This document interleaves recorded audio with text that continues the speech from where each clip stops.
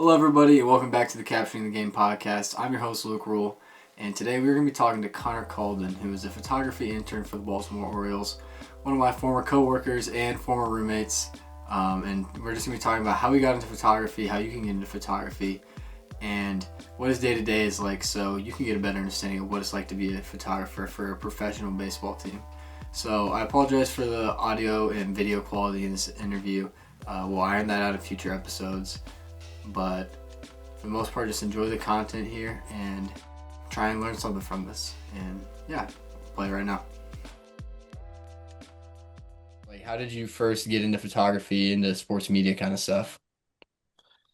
Well, the photo stuff started in high school because I took a class and it was like I had this little I didn't have my own camera yet.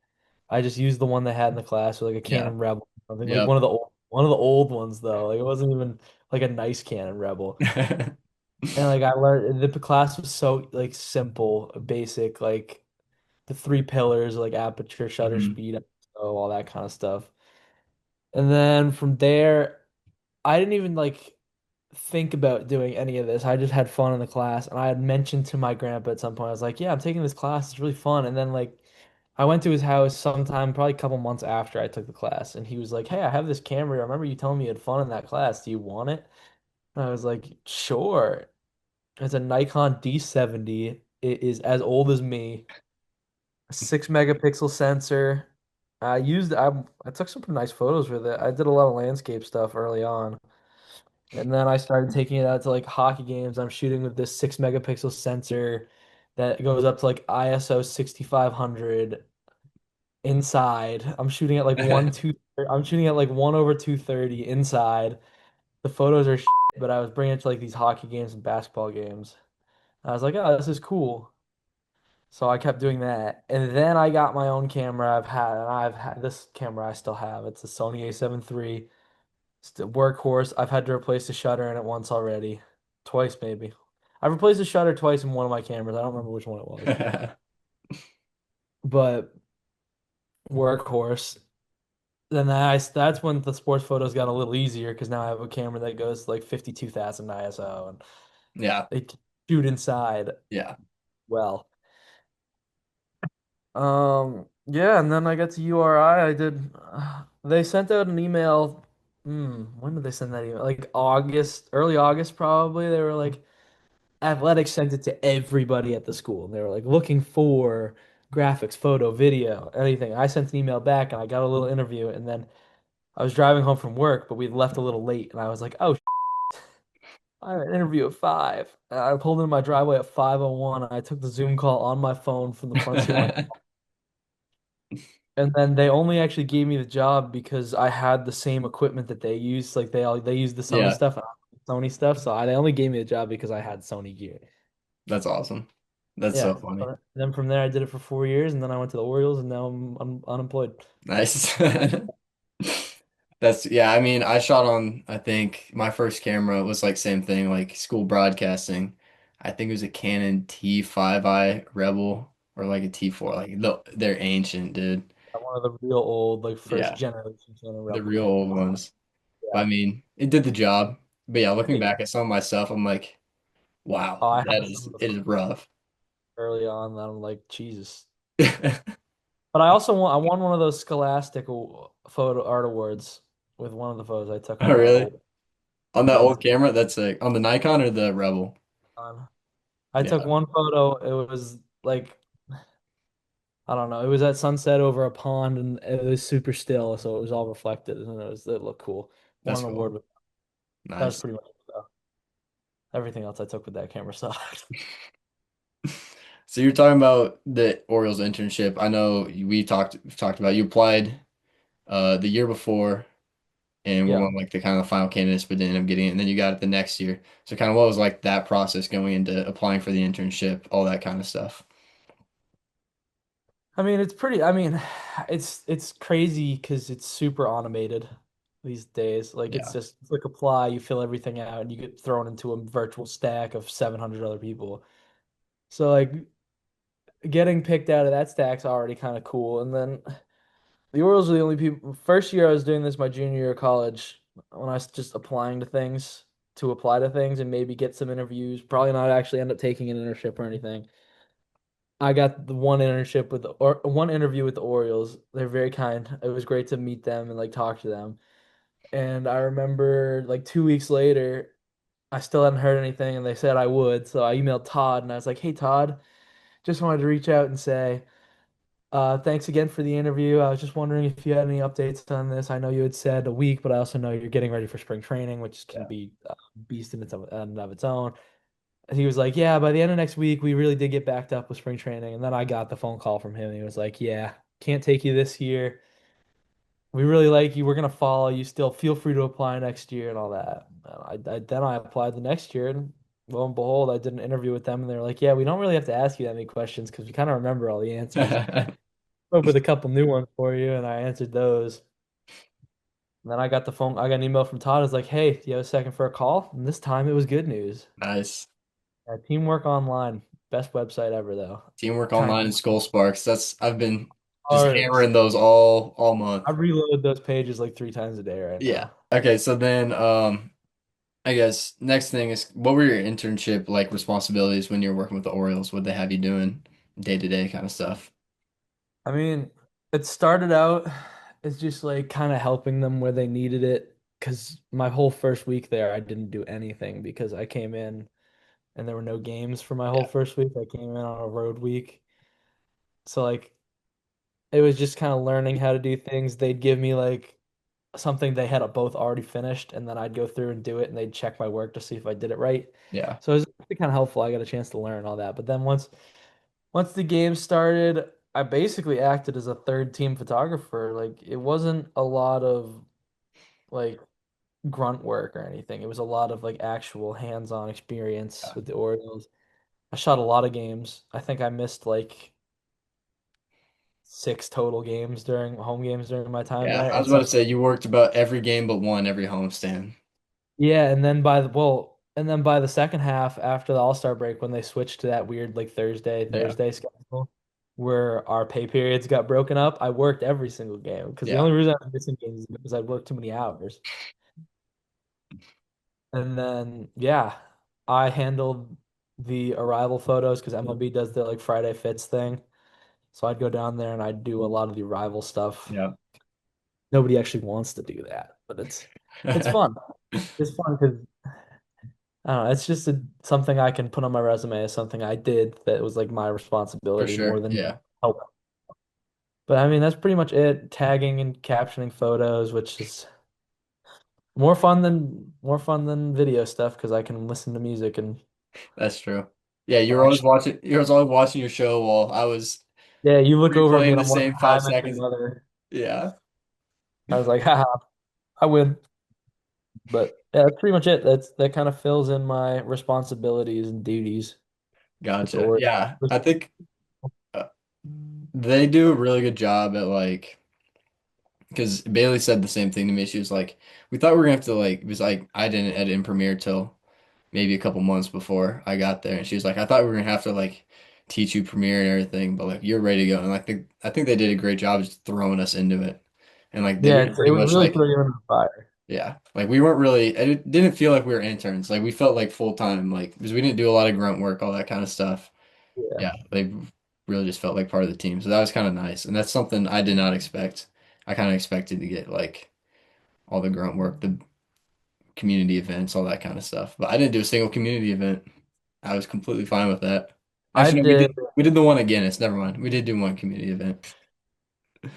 So kind of what was like the coolest moment or like favorite thing you captured this summer working with the Orioles? I have two, and they're in the same game. Was that your last? No, were you at that game? I was there for both Dodgers walk-offs. I was there, and I left. The Kershaw game was the I wasn't at the Kershaw game. I was at the first two games of the Dodgers series. Was that your last game Yeah, the here? last game was the Yamamoto no-hitter walk-off. Okay, yeah, 'cause that's the game I'm going to talk about. Okay.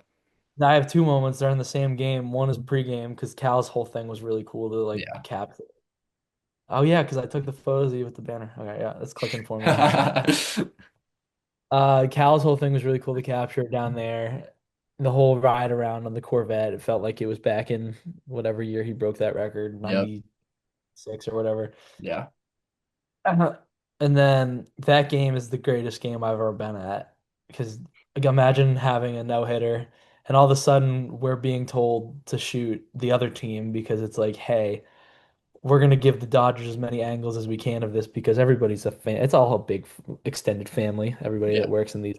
So like, we're gonna give the Dodgers as many angles of this no-hitter as possible. And then all of a sudden Jackson Holliday hits a wall scraper home run and it's 3-1 and Yamamoto's coming out of the game and everybody's like, ah, game's still over, but at least nobody no hits the 2025 Orioles. Yeah. Nobody does. Jeremiah Jackson all of a sudden rips a double off of Tanner Scott, and it's like, oh, oh wow, Yeah. this is getting crazy. And then it's probably the greatest comeback I've ever seen live, Oh, and it just 100%. Yeah. I've never seen it, anything like that. it's just a magical day because it's all Cal's day. So Yeah. No, I pretty agree. much, Like that was definitely one of the coolest. That was definitely the coolest thing I got to capture. Like the both walk, like the Basayo walk off the day before, and then that walk off. I mean, both those back-to-back days were so sick. yeah. And then they walked it off two more times Yeah, that that week. whole week. Yeah, because you left when they lost, so that's your fault. They didn't sweep the Dodgers. And then they walked the Pirates off in the first two games of that series too. Yeah. That was a wild week. No, I bet that was pretty sick. For a I team wish I that was there. for a team that had nothing to play for, they they played hard. Yeah, they're gonna be good next year. I think. Like, I know we're gonna get screwed. They're gonna win another 100 games next year, and yeah, it's gonna be they like, of course might go to we got ALCS next year if they yeah, make the right moves. Hey, you never know. Like we were saying, we might end up back there. We'll see. yeah. You never know. But yeah, and then I think I have two questions left. How has like over the years your style, your approach to photography changed? Like from high school, like just photo class to URI to now like professional. So in high school, it started with like obviously the landscape stuff. Then I was like, yeah, sports are cool. Yeah. Have you ever seen those photos where people like leave the subject in color and then make the background black and white? Yeah. Selective color is the dumbest thing ever. That's my thing. I'll die on the hill. Everybody thinks when they're young and when they're just starting that it's so cool and so edgy. It sucks. It's stupid. But I did that a couple times and I would like barely change anything out of these really cameras. The photos weren't that great. And then I got my new camera and I also bought a pack of presets that I would slap on something and I would On barely change everything. Crank the like shit out of those. oh good. And then going into my junior year of college, I started actually like just doing things on my own and realizing I really don't have to change that much, but if I slide these couple things over here and like drop saturation a little bit and I have a little style going. So then I started that and I made my own presets, which are very simple little changes. So I have that style. And then I still kind of use that to today. And now I saved all the little things that they sent me for the Orioles that I would just click a couple times and send off and they just change everything just enough to look Yeah. good. So I have those for my quick action stuff if I ever need to use it again. Nice. And like in terms of composition, it's just learning that like my personal style is I'll put a lot of stuff on that left third. 'Cause I don't know why. In my Especially head, I'm looking at it I'm like, oh, left third, especially baseball because everything's especially moving, everything moves left or right in baseball for the most part. So like, especially from where I was shooting from the third base side most of the time yeah. too. So a lot of stuff on that left third. That's kind of like my style. Left third, lower left third too. That little cross section there. I Yeah. like that. And then like learning that there's a very there's a select number of jerseys that you can take a picture of the back of that hold a lot of value. Like it's Yeah. it's a short list of like Michael Jordan, Patrick Mahomes, maybe now, Tom Brady, LeBron James, and even Patrick Mahomes, I think is still in a part where you need something to supplement that Yeah. image. So it's like learning that it's better to have the side or the front, or if it's their back, you need to have like something supplementing it. Yeah. It's like just having somebody standing there on first base and you can't see their face Yep. unless there's something else in the image, it's not that good of a No. picture. I agree. That's something I had to learn too. It's like nobody wants just to see the back of somebody's head. So I'm just kind Like of learning, like, presenting your frame in a way that's more impactful than just, oh, this is a picture. there's some advice in that too, but like do you have any other advice for people? Like you had a kind of interesting come up in photography, like you didn't really know you wanted to do it for a while. Like do you have any advice for anybody trying to get into it or like might be interested in it? Um, I have three little things. One of them is learn your gear because like everybody can pick up a camera, they can put on the auto setting and they can press the button and they can take like a somewhat decent picture because that's just like that's how the cameras these days are built. They're built to be able to like especially the entry level ones like the Canon Rebel and stuff. They're built to be able to be easy to use, easy to just pick up and go. So like the more you can learn about your camera and what it can do versus just the simple things like shooting manual, learn what ISO does, what aperture does, how changing your shutter speed can like change how a picture looks. It's like the and then also just invest in your lenses more than anything, especially if you're going to stick with a brand because they will Mhm. be compatible from your first camera through the most expensive Yeah. camera you ever bought because that mount doesn't change. Yep. So early on, invest in lenses because the lenses will make a bigger impact than the body itself. I totally And agree. in terms of opportunities and getting these opportunities, shoot everything and anything you can. High school sports, go to your brother's little league tournament and take photos at that. A good photo finds the right audience no matter who it's of. Yeah. I mean, the University of Rhode Island's not this highbrow university with all these like pro prospects. These are kids that are now like enterprise rent-a-car managers or Yeah. playing football in Germany. Like I made good pictures, and those good pictures ended up getting me opportunities. Exactly. So rep as many reps as you can get. It's like working out. It's like getting better at a sport. It's just you get better the more you do it. So shoot anything you can, and then just have fun. Yeah. It's a fun thing. It's not a have to job. It's a get to job. Like we get to do this. Exactly. It's really cool to be doing and a get like working in a job where you get to say I get to go shoot this thing. hmm Yeah, like it's pretty much our hobby is our full-time job. Like it's sick. Have fun with it. It's a fun job. It's some of the hours suck. It's grueling. It's sports, but have fun with it because it's a fun job to do. Yeah, for sure. Yeah, the good old 7 o'clock start on a Friday, and then you have a community event like on a Saturday morning is The never a good fun old day. working Friday, Saturday, Sunday, just to go into working a full Monday, 9 to 5 for the rest of Yeah. the week. That was But brutal. yeah, when your weekend's a Wednesday, Thursday, it's kind of like okay. Well, when that first half of the season where I would take one day off, and it was usually the Thursday. Yeah. So I'd work Monday, Tuesday, Wednesday, take Thursday off, then work Friday, Saturday, Sunday, and then they're on the road starting Monday. So I just work 9 to 5 from Monday through Friday. Yeah, it's a long week. It was t especially when Todd was on vacation too, Oh and yeah. he Peyton had I think one day off maybe, and I think I had four over like 3.5 weeks, which was fun. That was a Yeah. fun time. I mean, but like you look back on it, you're like, it's kind of fun. The grind is a little bit fun just to be like, Kind of a little bit you're, fun. It went super fast though. yeah, it goes by fast. Super fast. Yeah. God. All right. Well, Connor, thanks for joining. I appreciate you doing Yeah, of this. course. Um, Time. good luck on the job search. Hopefully Thanks. Too, man. things start opening up. I appreciate you hopping on. Yeah, go Chiefs. Yes. Thanks for watching and listening to the Capturing the Game podcast today.